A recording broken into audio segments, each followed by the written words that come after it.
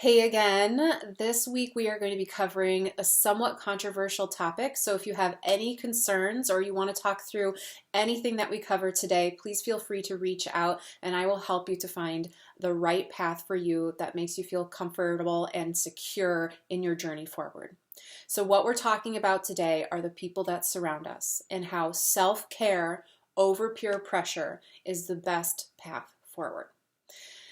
So there is a saying that you are the average of the 5 people you spend the most time with. And I do somewhat agree with this, but I actually believe that you are by far affected by way more and many more people than that, especially with social media and all the social interaction we get on a day-to-day basis virtually.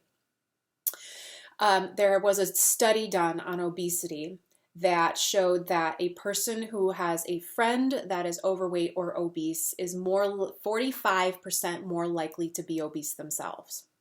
And they've also showed that in that study that if you have a friend of a friend that is obese, you are 20% likely to be more obese yourself. Now that's kind of shocking, and by no means whatsoever, please don't misconstrue my words, are you to not be friends with someone who is overweight. That is not what we're saying whatsoever. What we're showing is that there's a correlation between what your habits and routines and beliefs and lifestyle is strongly related to the people you spend the most time with. And that is very clear to understand. You go out to eat, everybody's ordering a beer, everybody's ordering appetizers. It's very easy to and comfortable to make the same decisions, to follow that path, especially socially, because we don't want to go against the grain. It's against human nature for us to feel like we are causing any sort of friction or discord within our friend group. However, choosing a healthy path for yourself should never cause discord or friction. And if it does, that's when it's time to evaluate whether that friend group is one that you want to expand, maybe find some new people to hang out with and find some more supportive groups. Maybe you still are friends with those groups, but you find alternative groups that you start to trickle in so you have that reinforcement. But you should never be ridiculed, torn down, teased by the people around you when you are trying to make the healthiest decisions for yourself. So if we find that day in and day out that you lean into the insecurity, that you lean into following the path of least resistance by ordering everything that everybody else orders, we're actually leaning into a lack of confidence. And there's going to be a lot more hardships in front of us if we can't stay true to what we need for our own health. It doesn't make it easier when individuals around us are also not positive and supportive.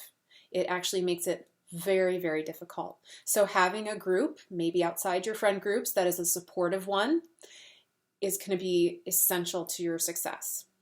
Don't be afraid to let people know that you're taking a stand for your health. Don't be afraid to say out loud and make everybody aware that you are on a journey to improve your health and lifestyle. So when you, for example, go out to eat with friends, don't be afraid to make the healthy decision even if they don't, and then explain why you're doing it and why it's important to you. You don't even have to explain it. I mean, don't even worry about explaining it, but you don't want to be pulled down into a place where you feel like you have to go with what everybody else is doing. All fears are learned. No one is born with fears. So therefore, it can be unlearned by practicing the self-discipline, by leaning into that discomfort like we talked about 2 weeks ago, and also being a leader with conviction and courage like we talked about last week. You are a leader of your life, and leaders have 2 types of courage. 1, courage of vision, being confident in the path that they walk, and 2, courage of action, taking the action despite some obstacles in the way. So ask yourself this throughout this week. Was I a leader of courage today? Did I make good decisions for my health and fitness today for myself? Okay. All right. So you have a support group with me. You have a support group in your peers and other women along this journey with you. And your friends, I'm sure, are beautiful parts of your lifestyle, but begin to see how those actions that they're doing might be affecting you and what things you can change so that not only can you change your own lifestyle, but you can actually be an inspiration to those people that you love and care for and are very important to you. Okay, have a great week.